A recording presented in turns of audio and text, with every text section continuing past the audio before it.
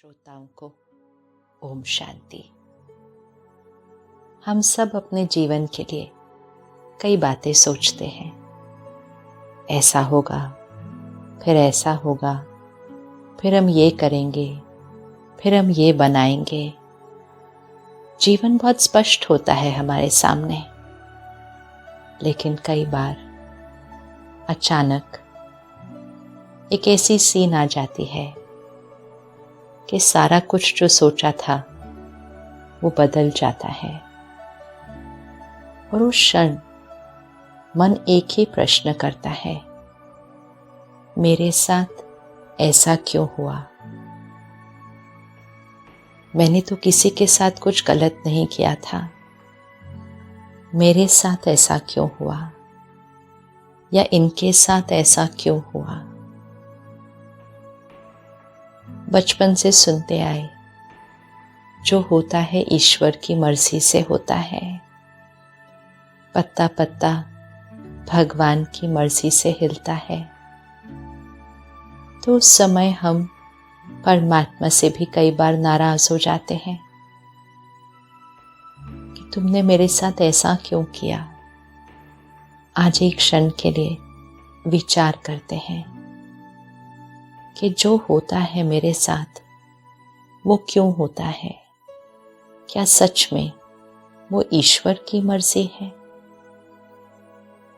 एक बार सोचिए, अगर हमारा भाग्य परमात्मा की मर्जी से लिखा जा रहा हो, अगर हर एक का भाग्य भगवान खुद लिख रहे हो, तो हर एक का भाग्य कैसा होगा? अगर एक माता पिता अपने बच्चे का भाग्य लिखते हैं, तो कैसा भाग्य लिखेंगे? क्या उसमें बीमारी, अकाले मृत्यु, धन का अभाव, रिश्तों में कड़वाहट, प्राकृतिक आपदाएं, क्या माता पिता अपने बच्चे के भाग्य में लिख सकते हैं ये? तो फिर परमात्मा हमारे भाग्य में ये कैसे लिखेंगे? और अगर किसी माता पिता के 2 या 3 बच्चे हैं, तो क्या वो किसी को कम, किसी को ज़्यादा ऐसा भाग्य लिखेंगे? वो सबके लिए परफेक्ट, श्रेष्ठ भाग्य लिखेंगे और एक जैसा लिखेंगे। तो अगर परमात्मा हमारा भाग्य लिख रहे होते, तो सबका भाग्य अति उत्तम, जीवन के हर क्षेत्र में सिर्फ ही सिर्फ श्रेष्ठ होता और हम सबका भाग्य एक जैसा होता। आज हमारे भाग्य में बहुत सारी बहुत प्यारी चीज़ें हैं, लेकिन कभी कभी कुछ मुश्किलें भी हैं। और हम सबका भाग्य एक जैसा तो बिल्कुल नहीं है। अर्थात हमारा भाग्य परमात्मा नहीं लिखते हैं, उन्हें भाग्य विधाता कहा जाता है। अर्थात भाग्य का विधान लिखने का तरीका सिखाने वाले, श्रेष्ठ भाग्य कैसे बनाना है उसका ज्ञान देने वाले वो भाग्य विधाता है। तो हमारा भाग्य कैसे लिखा जाता है? बचपन से ये भी हम सुनते आए हैं, जैसा कर्म हम करेंगे वैसा फल हम पाएंगे। अर्थात हर कर्म जो हम करते हैं उसका एक परिणाम होता है। वो परिणाम ही हमारा भाग्य है।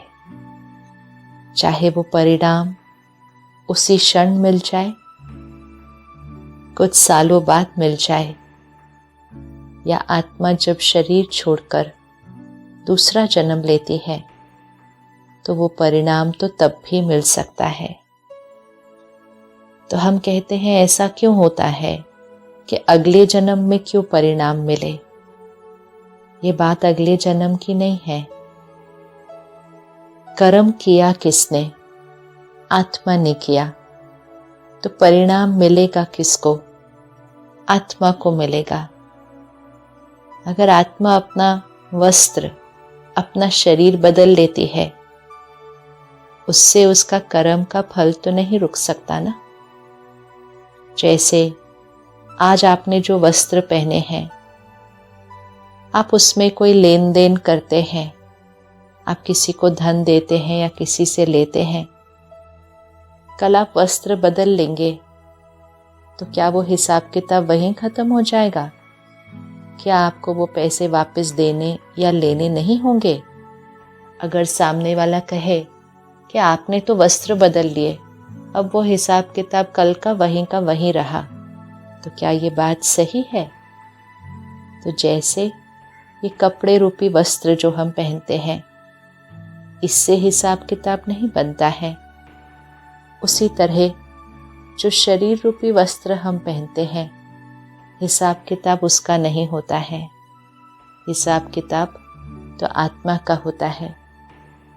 तो आत्मा जब अपना शरीर रूपी वस्त्र बदल लेती है, उसका हिसाब किताब फिर भी चलता रहता है। तो हर क्षण ये ध्यान रखें कि मैं आत्मा जो सोचती हूँ, जो बोलती हूँ, जो करती हूँ, वो मेरा कर्म है।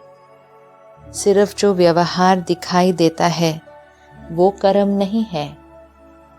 हमारा हर संकल्प, हर बोल, हर व्यवहार वो हमारा कर्म है।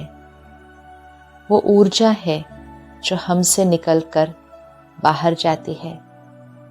और जो मेरे साथ होता है, परिस्थितियाँ, लोगों का व्यवहार, ये सब बातें मेरा भाग्य है, अर्थात ऊर्जा जो बाहर से मेरी तरफ आती है।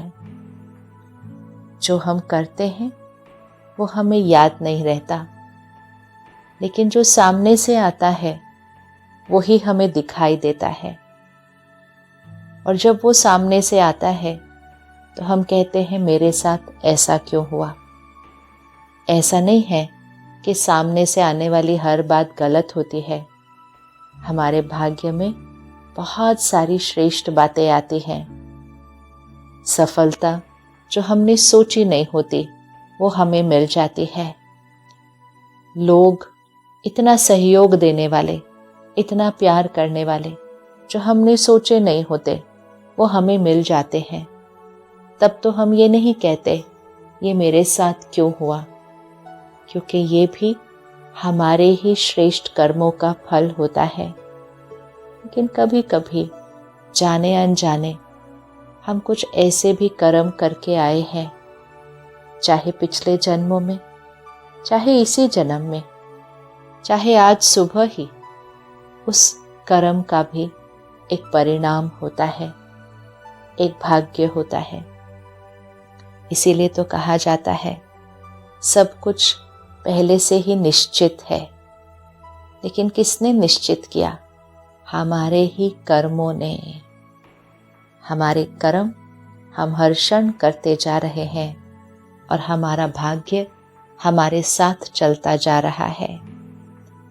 अब भाग्य में चाहे कोई भी बात आई हो, भाग्य के वशीभूत होकर हम ये ध्यान रखें कि हमारा इस क्षण का कर्म कहीं गलत ना हो जाए।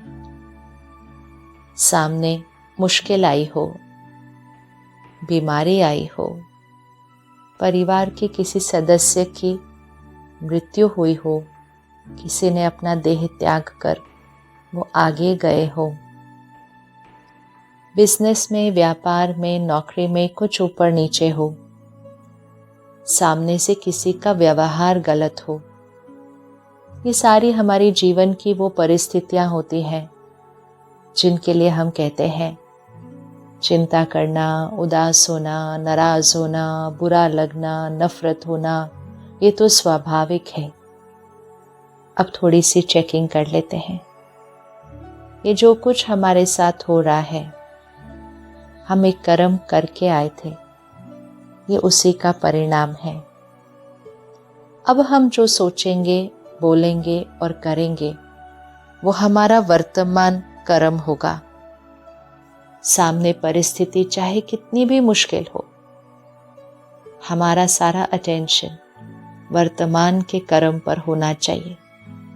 पिछला कर्म शायद कितना भी गलत हो, लेकिन सबसे ज़्यादा प्रभाव होता है हमारे वर्तमान कर्म का। हमारा वर्तमान कर्म इस क्षण का भाग्य भी बदल सकता है और हमारा भविष्य भी बदल सकता है।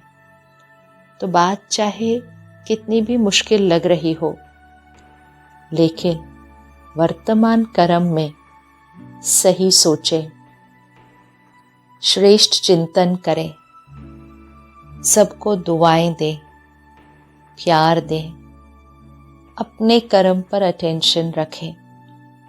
कोई पुरानी बात पकड़ के रखी है, क्षमा करें, मिटा दें उसको अपने मन चित्त से। ध्यान रखें कि आपका हर बोल आशीर्वाद हो, परिस्थिति के लिए, व्यक्ति के लिए या खुद के लिए। कभी मुख से कोई गलत शब्द न निकले और आपका व्यवहार ऐसा हो जो कल्याण करे, सबको सुख दे, सृष्टि परिवर्तन करे। तो जब हमारा हर संकल्प, बोल और कर्म श्रेष्ठ होगा, सुखदायी होगा, कल्याणकारी होगा, तो पिछले जो कर्मों का हिसाब किताब आया होगा वो भी सहज ही चुकतो हो जाएगा। और वर्तमान कर्म श्रेष्ठ होगा तो मन सुकून में होगा, शरीर स्वस्थ रहेगा और भविष्य तो निश्चित है कि जब कर्म रूपी बीज ही श्रेष्ठ था तो भाग्य रूपी वृक्ष सुंदर होना ही होना है। किसी पर इल्ज़ाम न रखें, किसी को न कोसे, भगवान से कभी नाराज न हो। भगवान से तो हमें सही कर्म करने का ज्ञान, प्यार और शक्ति मिलती है। तो भगवान से श्रेष्ठ कर्म की शिक्षाएं लें। मेडिटेशन से आत्मा की शक्ति को बढ़ाएं। जब आत्मा के पास ज्ञान होगा और शक्ति होगी तो आत्मा आई हुई हर मुश्किल परिस्थिति का सहज सामना करते